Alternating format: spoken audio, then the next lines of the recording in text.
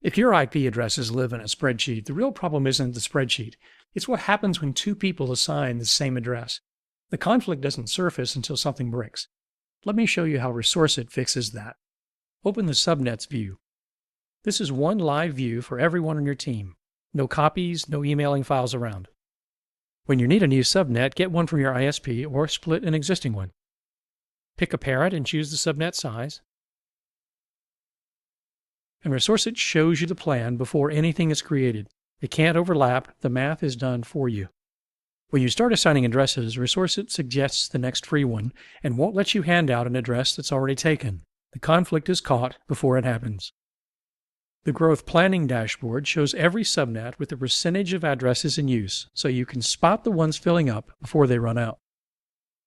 In addition, we support managing IPv6 addresses and assigning them to subnets, along with a robust IPv6 network management functionality, including hierarchy, allocation map, reservations, and more.